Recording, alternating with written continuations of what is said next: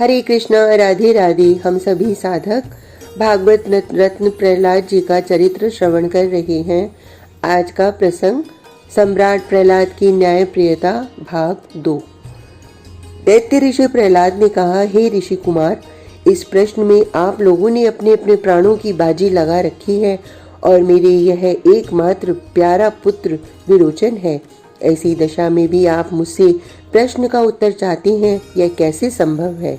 आप ही बतलाएं कि मेरी दशा का मनुष्य ऐसी परिस्थिति में क्या कह सकता है। विप्रवर, आप तो धर्मशास्त्र के पूर्ण ज्ञाता हैं। आप यह बतलावें कि जो निर्णायक कुछ भी न कहे, न सत्य ही कहे न झूठ, उसकी क्या गति होती है और वह कहाँ जाता है? सुधन्वा ने कहा, हे सम्राट प्रहलाद, जो निर्णेता सत्यासत्य का ज्ञान रखता हुआ भी सत्य और असत्य कुछ भी नहीं कहता, वह उसी गति को प्राप्त होता है जिस गति को सापत्नीय दुख से भरी स्त्री, हारा हुआ जुआरी तथा दिन भर बोझा ढोने वाला कुली प्राप्त होता है। अर्थात स्त्रियों को सौतिया डाह में, जुआरी को हारने में तथा कुली को दिन भर बोझा ढोने में जो कष्ट होता है, वही कष्ट यमराज के यहाँ उसको मिलता है।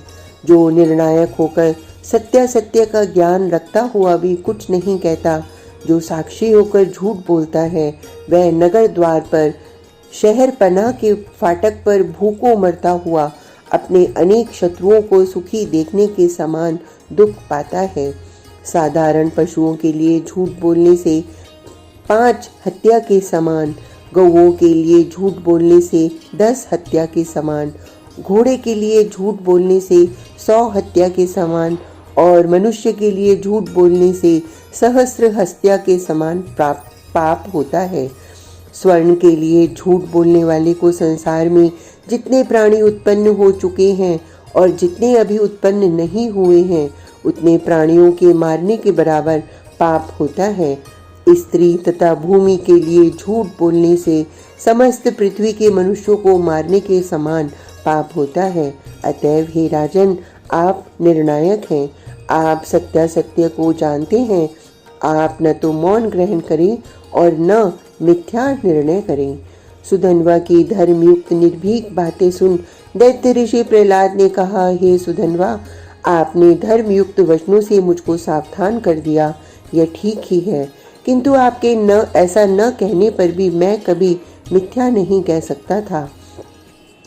जबकि मेरी ही आज्ञा से सारे साम्राज्य में मिथ्या भाषण के लिए कठोर दंड दिया जाता है, जबकि अन्याय युक्त होने से मैंने अपने पूज्य चरण पिता की भी आज्ञा नहीं मानी, तब मैं स्वयं मिथ्या भाषण करूं पुत्र के लिए, यह कभी स्वप्न में भी आप न सोचें। पिता पुत्र इस अनित्य देह के साथी और संबंधी हैं, किंतु धर्म अनंत काल तक अजर अमर आत्मा का साथी रहता है, जिसके लिए मुझको, आपको तथा सभी ज्ञान रखने वालों को सदा चिंता बनी रहती है। बेटा विरोचन, हम जानते हैं कि हमारे निर्णय से तुम्हारे प्राणों का अंत हो रहा है और तुम हमारे एकमात्र प्राण प्रिय पुत्र हो, किंतु धर्म के समान हम तुम्हारे प्राणों की कुछ भी परवाह नहीं कर सकते। हमारा धर्म है कि हमारे साम्राज्य में यदि कोई मिथ्या भाषण करे अथवा अनुचित अन्याय करे तो हम उसको दंड दें। फिर स्वयं हम ही यदि पुत्र के प्राणों के तुच्छ मोह में पड़ मिथ्या भाषण और अनुचित न्याय करेंगे तो इस राज सिंहासन का घोर अपमान होगा, महान पाप होगा और अंतःकरण में विराजमान सर्वांत अंतर्यामी भगवान लक्ष्मी नारायण को मर्म वेदी वेदना होगी। अतएव हम सत्य और पुत्र की तुलना में सत्य ही को अधिक महत्व देते हैं। राजकुमार सुनो, अपने मिथ्याभिमान को छोड़कर सुनो।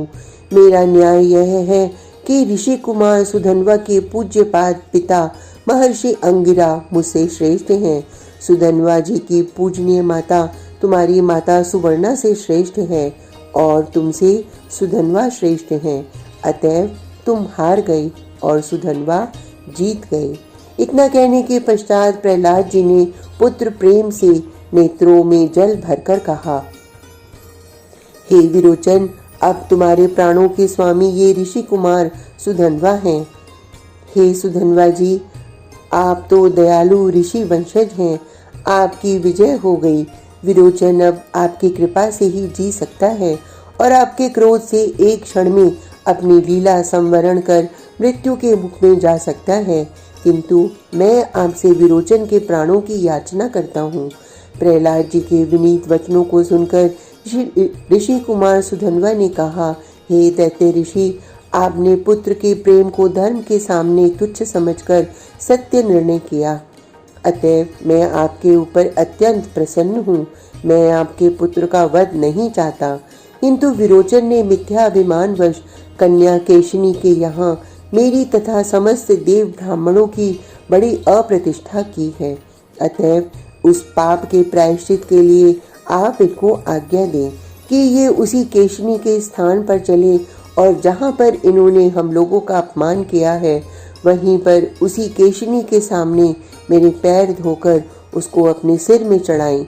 ऐसा करने पर मैं इन्हें आपकी गोद में पुनः अर्पण करने में प्रसन्न होऊंगा।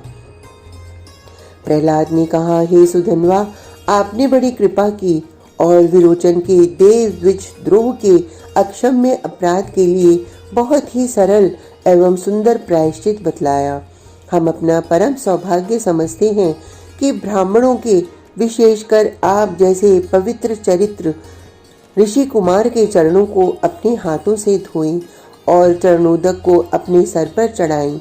इस पवित्र कार्य को हम एक केशनी ही क्या, सारे संसार के सामने करने में अपना गौरव समझते हैं।